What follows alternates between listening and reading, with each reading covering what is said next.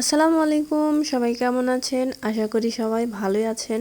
আজকে আমি রান্না করব লাউ দিয়ে দেশি মুরগির ঝোল। অনেক দিন থেকে মন চাচ্ছিল যে দেশি মুরগি লাউ দিয়ে ঝোল করে রান্না করে খাবো, কেমন মজা লাগে। তো আজকে বসে পড়লাম লাউ দিয়ে মুরগির মাংস ঝোল রান্না করার জন্য। তো আমি লাউটা সুন্দর করে ছিলে তারপর কেটে নিতেছি। দেশি মুরগি দিয়ে লাউ রান্না করলে বেশ ভালোই লাগে খেতে। তারপরে পেঁয়াজ সুন্দর করে ছিলে নিতেছি, এক এক করে যা যা লাগে সবকিছু ছিলে নিতেছি। আর আজকে আমি রান্না করব ছাদে, তো সেজন্য ছাদে চলে আসলাম। আর আজকে রান্নাটা হবে মাটির চুলায়। মাটির চুলায় রান্না তো বেশ মজাই হয়। তারপরে তো এখন লাউগুলো সুন্দর করে ধুয়ে নিব।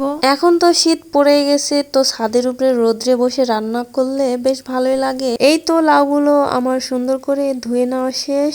এখন আমি পেঁয়াজ সুন্দর করে কুচি কুচি করে নেব। আজকের তরকারিতে আমি কাঁচামরিচ দিব, আর কাঁচামরিচ আমি প্রায় সব তরকারিতে দিয়ে থাকি। কাঁচামরিচের ফ্লেভারটা একটু বেশি ভালো হয়। তারপরে এই তো কড়াইয়ে একটুখানি তেল দিয়ে দিলাম। এখন এখানে দিয়ে দিতেছি পেঁয়াজ কুচি আর কাঁচামরিচের টুকরো। এখন সুন্দর করে নেড়ে চেড়ে নিতেছি। তারপরে এই তো এখানে দিয়ে দিলাম গোটা কয়েকটা গরম মশলা। এখন আবার সুন্দর করে নেড়ে চেড়ে নিব। তারপর দিয়ে দিলাম আস্ত জিরা, আবার সুন্দর করে নেড়ে চেড়ে নিব।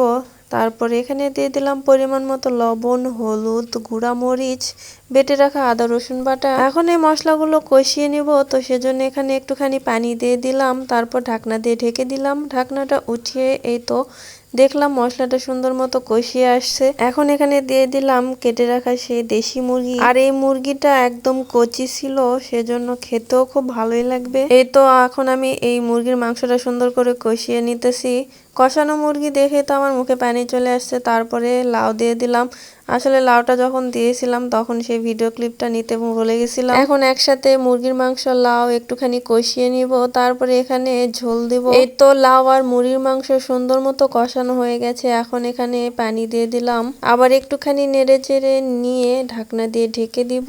এখনই তো অনেক সুন্দর কালার আসছে তরকারি। এই তো এখন ঢাকনা দিয়ে ঢেকে দিতেছি। কিছুক্ষণ রান্নার পরে ঢাকনাটা উঠিয়ে দেখবো যে কেমন হয়েছে। তারপরে তো আবার একটুখানি নেড়ে চেড়ে দিতেছি। এখন একটুখানির মধ্যে আমার রান্নাটা শেষ হয়ে গেছে। এই তো কত সুন্দর কালার আসছে তরকারি। কেমন হয়েছে আমার রান্নাটা সবাই প্লিজ কমেন্টে জানাবেন। সবাই ভালো থাকবেন। আসসালামু আলাইকুম।